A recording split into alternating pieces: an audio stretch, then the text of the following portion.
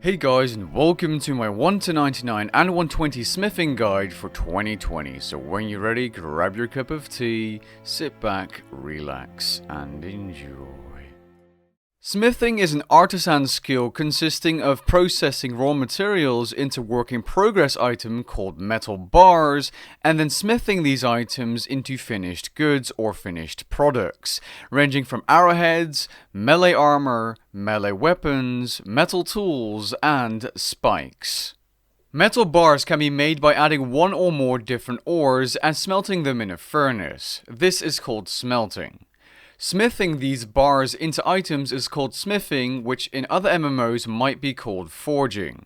For better smithing experience, you can buy the bars off the Grand Exchange instead of smelting them yourself. Here's a list of useful experience boosts, starting with the Wise perk, which you can put on a offhand, giving you 1 to 4% extra experience up to a cap of 50,000 bonus experience per day.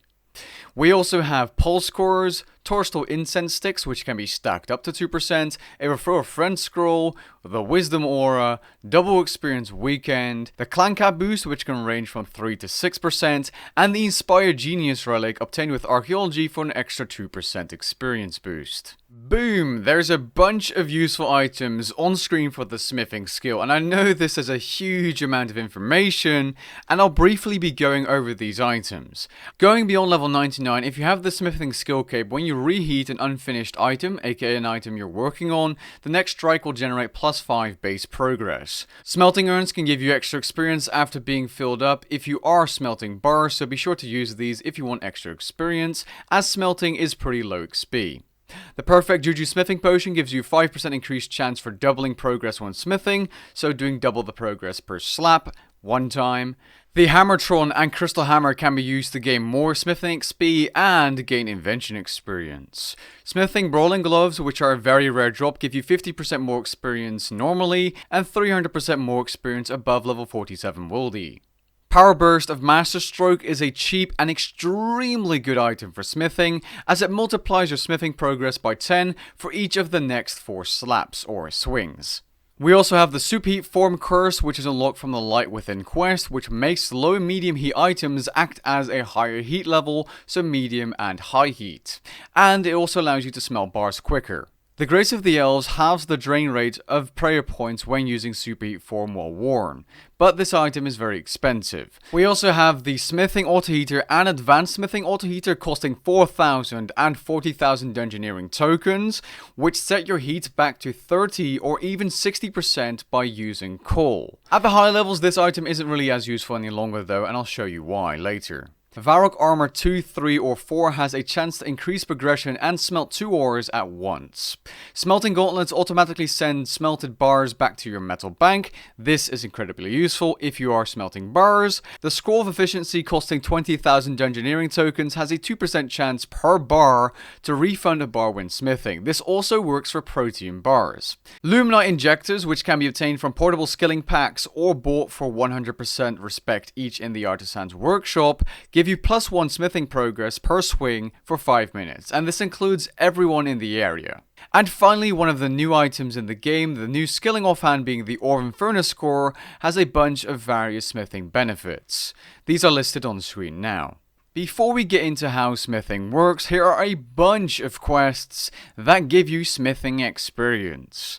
In case you're wondering, some of these don't actually require a certain smithing level, and for example the Knight's Sword, if they haven't changed the requirements, can get you from levels 1 to 29 smithing if you have level 10 mining and just take about 30 minutes to complete the quest.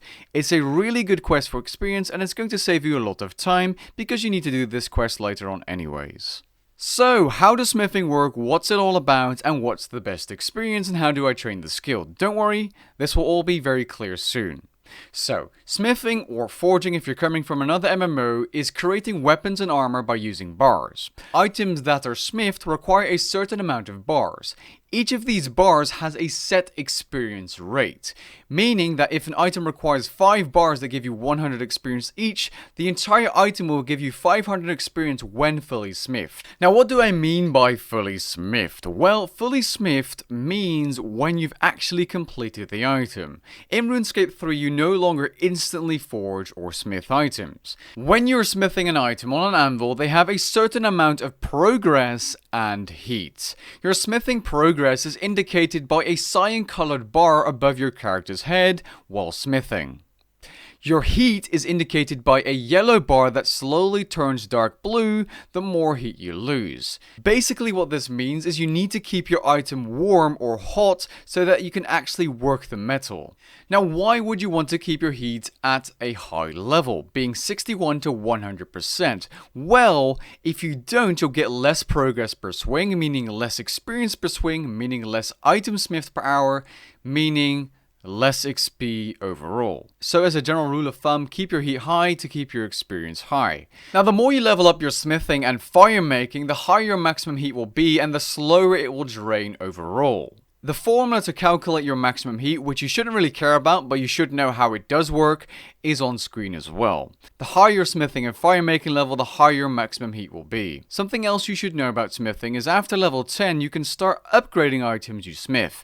For example, an iron plate body can be turned into an iron plate body +1, giving it better stats. The reason I think this is important to mention is because when upgrading items you use a lot more bars, but the total progress you need to make, so the total time it takes you to smith these bars, isn't that much higher.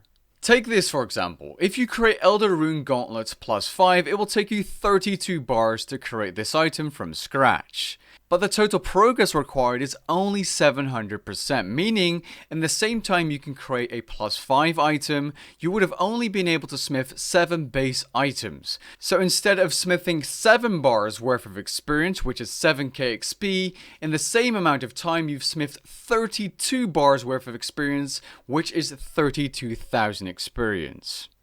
Some other things I'd like to mention before we get into actual training methods is upon reaching a certain smithing level, you unlock certain things like getting a chance to smelt double bars, a 10% chance of smithing a certain tier of metal faster, you can heat metal faster, you'll increase your maximum heat of course, and you'll get the ability to start an item from a certain tier of metal at maximum heat at certain levels. Some of these milestones are pictured on screen. With that being said, you know all of the important things you need to know about smithing. Let's get into the training methods. Ideally, whether you're smithing in free-to-play or pay-to-play, you want to be smithing inside the Artisan's Workshop located in Falador. You can easily get here even if you're a fresh account. The reason you want to smith here is because you get a certain amount of respect, which you can use to buy rewards at the Artisan's Workshop reward shop, so you might as well be smithing over here. In case you didn't know, your metal ores and metal bars can be stored inside the metal bank, where you can easily access them at any anvil. The reason you want to do this is to save bank space and inventory space when smithing or smelting. To start smithing, what you want to do is have a bunch of bars inside your metal bank. You then want to open the smithing interface and select an item you'd like to smith, aka forge. You'll want to do this until you have a bunch of these glowing ingots, aka unfinished items, in your inventory. The reason you want to put multiple in your inventory is so that you can AFK if necessary. Of course, at level 1 smithing you won't have all of those heat bonuses, but whenever your progress bar is fully filled at 100%, your next item will automatically start smithing, and depending on your level, it will also start at maximum heat. So the further you get on in smithing, the more AFK it will become. I'll explain why you should make certain items over others in just a minute. Now, I am overloading you with information, but all you really need to know to get started smithing is just make a bunch or start a bunch of those unfinished smithing items and just slap the anvil. Keep your heat kind of high, keep an eye on your blue bar, because at the lower levels your heat will be very low and it will drain quickly, and honestly you'll be fine. But for levels 50 plus and so on, you'll want to listen to the next few minutes of the video, as they are essential for your smithing gains. This is going to be the most important information about smithing. If you're able to do the Knight Sword quest, do that levels 1 to 29. As for leveling 1 to 99 regularly using bars you buy off the Grand Exchange, these are the amounts you'll require levels 1 to 99 and 99 to 120 and 200 million experience. The reason these bars are set in stone is because each bar gives you a set amount of experience, which you can see on the table on screen. In theory, it doesn't matter what you make when smithing. It doesn't matter whatsoever apart from 1, resale value, and 2, time taken to smith these bars. Like I said previously, upgrading items is a lot faster experience per hour as you're going to be using more bars in a shorter period of time because the less progress is needed for the bars you take when upgrading. So if you're going to level 1 to 99, these are the amounts of bars you will need, and if you're doing on double experience weekend, you can of course have the amounts of bars needed.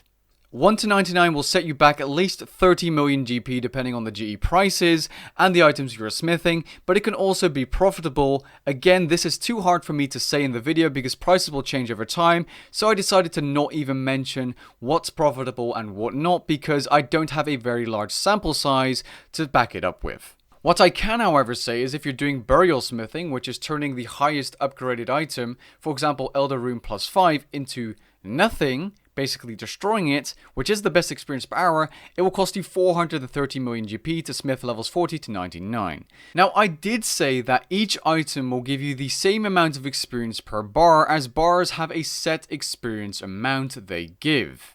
However, creating lower bar required items at the higher level can be more experience per hour if AFKing. The reason for this is because your heat will drop while you're smithing over time. Higher bars required items like plate bodies and plate legs require more bars, meaning if you are AFKing, your heat will drop lower over time than the gauntlets, because if you're making gauntlets which only require 1 bar, as soon as you finish that 1 gauntlet and start your next one, you will start at 100% heat, if you have the required level of course. You know, eventually you will, and you'll get more progress per slap, meaning gauntlets and boots are better, in fact 13% more experience per hour if you are AFKing. If you're watching this video and you're level 1 smithing, this might not make sense yet, but at the higher levels it definitely will. Just look at me smithing plate legs in this video and see how my heat drops and I have to reheat a couple of times, while with the gauntlets I really don't because it's just 1 bar and it will be finished quite quickly. This logic is very similar to smithing at lower levels, but not as significant I guess. And even more important, if you are making base items to plus 5 items, it will get you to those higher plus levels faster. In the time it takes you to create 1 plate legs plus 1 from plus 0, aka the base item, you can make 3 gauntlets plus 1 instead. Meaning you'll get to the plus 4, plus 5, etc. items which will give you more experience per hour a lot faster than making plate legs. Again, another reason to choose for gauntlets or boots. I hope this makes sense because this is a lot of information to take in, but once you do understand, smithing will become very, very fast indeed. Now initially I was going to calculate the XP rates for lower tier items, but I can't because my heat is higher and it just wouldn't be very accurate.